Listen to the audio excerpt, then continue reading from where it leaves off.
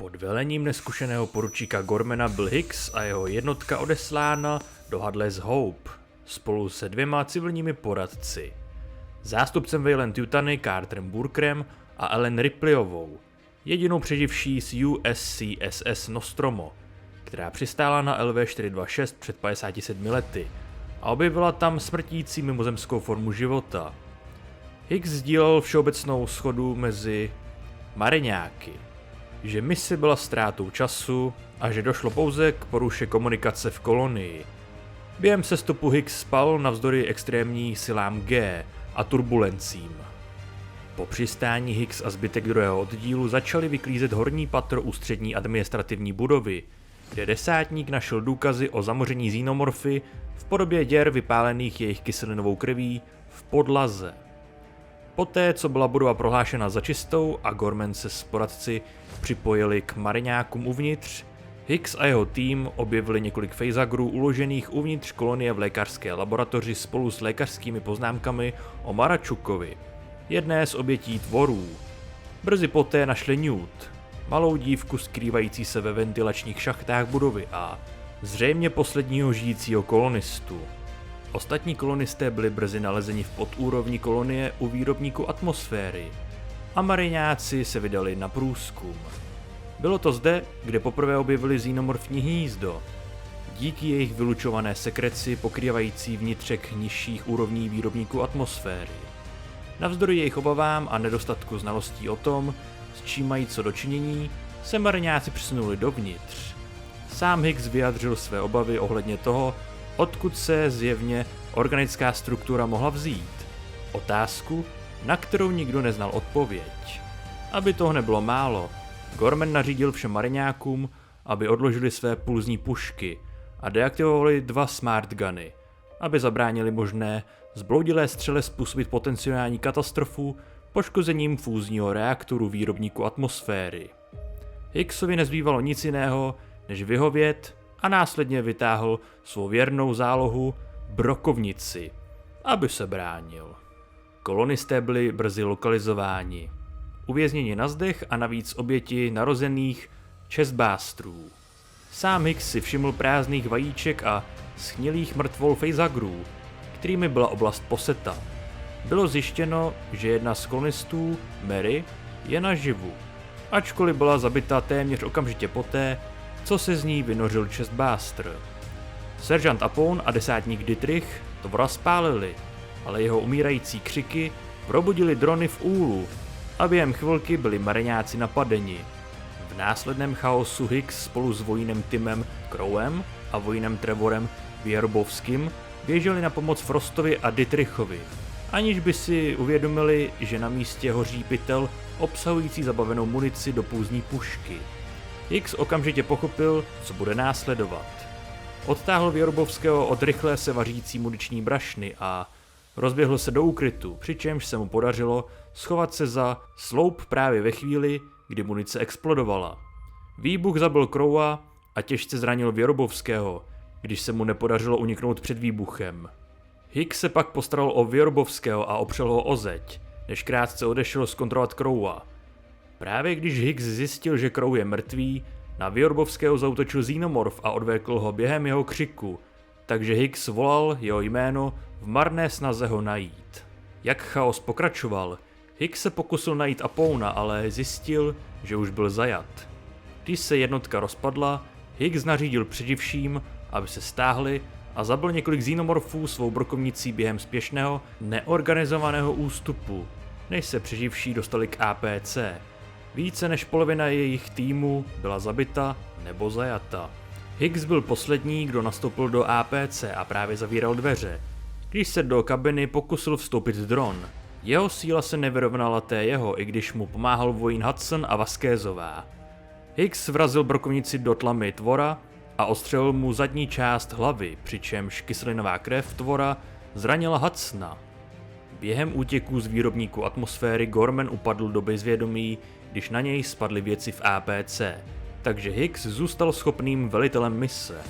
Ripley a Hicks rychle sformovali plán na zničení celého komplexu jaderným úderem z oběžné dráhy, aby bylo absolutně zajištěno, že všichni xenomorfové budou zabiti. Než však mohl desátník Fero vyzvednout přeživší na palbu jejich výsadkové lodi Bug Stomper, byla posádka lodi napadena za letu a výsadková loď se zřítila. Těsně se vyhnula Hicksovi a ostatním přeživším a zničila APC, když havarovalo a schořelo. Hicks neměl jinou možnost a nařídil Hudsonovi a Vasquezové, aby z vraku zachránili veškeré vybavení, které mohli, než se vrátí do operačního střediska v hlavním komplexu kolonie.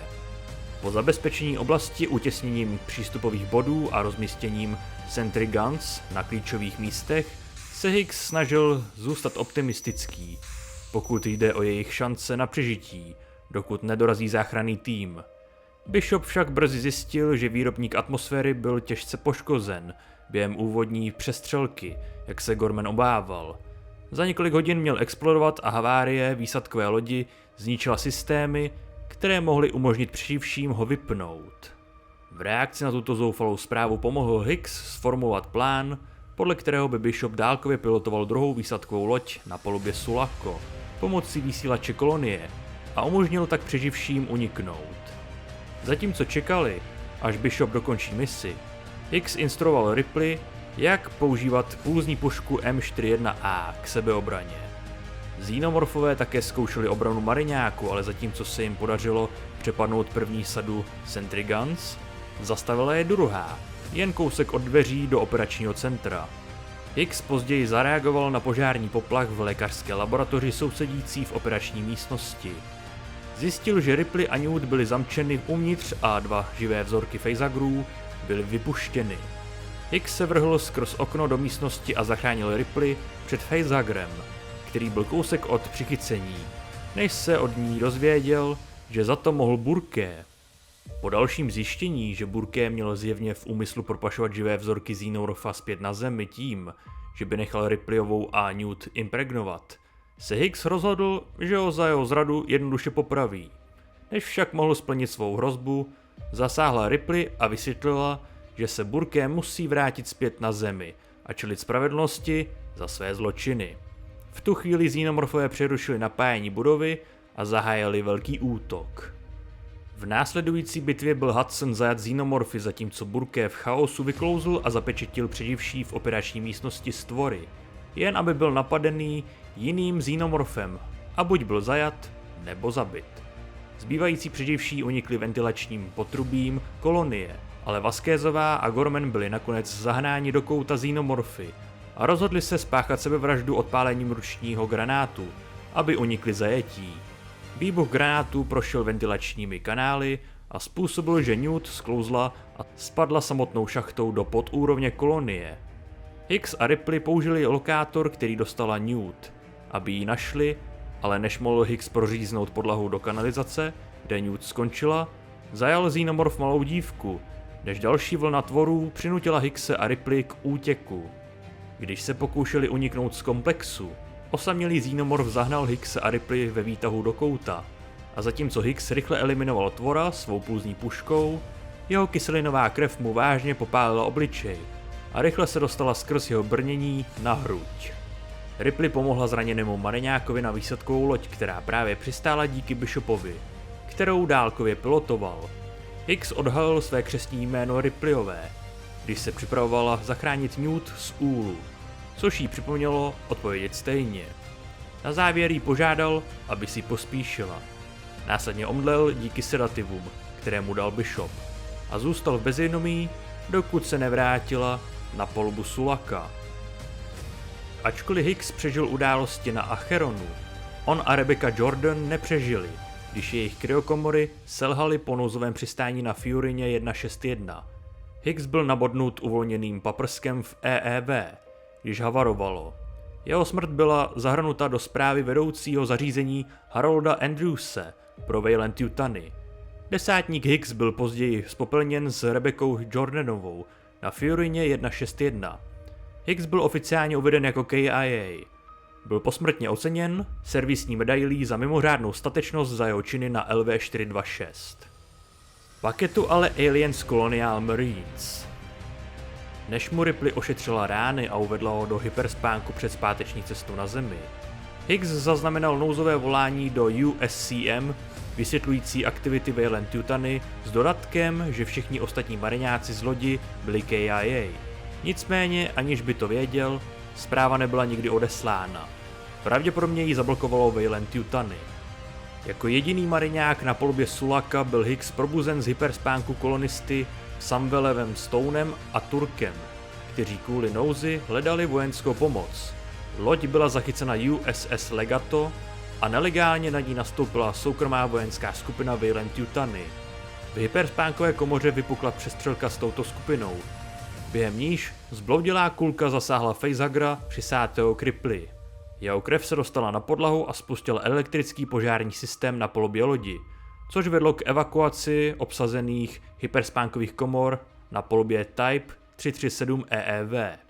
Před vypuštěním EEV byl Turk sražen do Hicksovy otevřené kryotuby a uzavřen uvnitř a následně byl přesunut na palubu odletajícího EEV. Hicks mohl jen sledovat, jak Ripley a k ní přisátý facehugger naložena do EEV a vystřelena ze Sulaka. Hicks a Stone se poté probojovali přes Sulako, zabili většinu PMC a xenomorfů na palubě lodi, než vzali servisní loď a následovali EEV na Furinu 161. Turk a Newt zahynuli, zatímco Bishop byl poškozen tak, že se nedal opravit. Vzhledem k tomu, že zranění na mrtvole Turka učinili tělo neidentifikovatelným, spletli si ho s Hicksem. Jako taková byla Hicksova smrt zahrnutá do zprávy pro Weyland-Yutani nadřízeným Andrewsem a Hicks byl oficiálně uveden jako KIA. Za své činy na LV-426 mu byla posmrtně udělena medaile za vynikající službu a mimořádnou statečnost. Turkovo tělo bylo později zpopelněno s Newt na Furině 161. Po dvoudenní cestě dorazili Hicks a Stone právě včas, aby viděli, jak se Ripley obětuje, aby zabránila Michaelu Bishopovi získat z ní vzorek královny. Hicks padl v zoufalství na kolena, když jeho a Stonea zajalo Bishopovo komando. Hicks a Stone byli převezeni na loď Weyland-Yutani, umístěnou v jejich původním zařízení, které bylo ve výstavbě kolem opuštěné lodi na LV-426. Teď už mu bylo jasné, že jeho tísňové volání nikdy neprošlo. Hicks a Stone byli vyslýcháni kvůli informacím, včetně kódů k tísňové zprávě, jejíž zamčenou kopii Hicks stále vlastnil.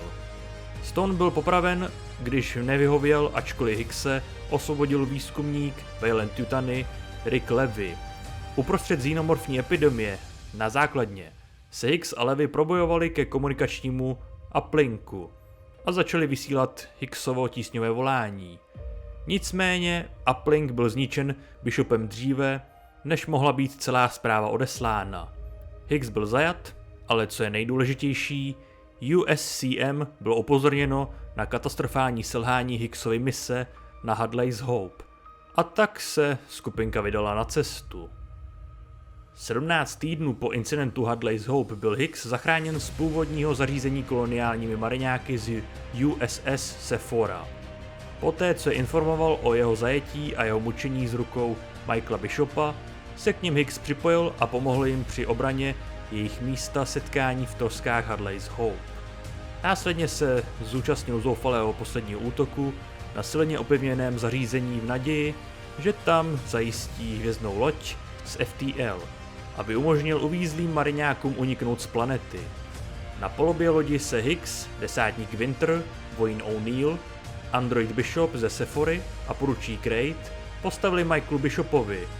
Po napjatém sporu ho Hicks stručně popravil, i přes hněv zbytku skupiny, která měla v úmyslu donutit Bishopa prozradit informace.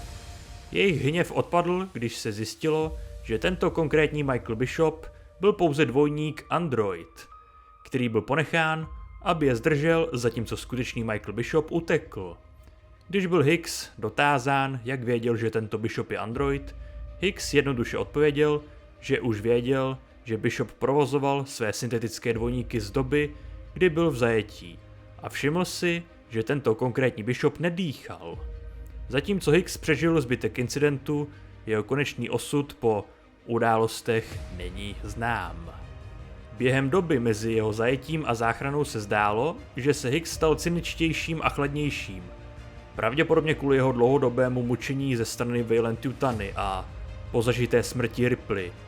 Poté, co byl zachráněn, řekl mariňákům z USS Sephora, že mu teď záleží jen na jedné věci.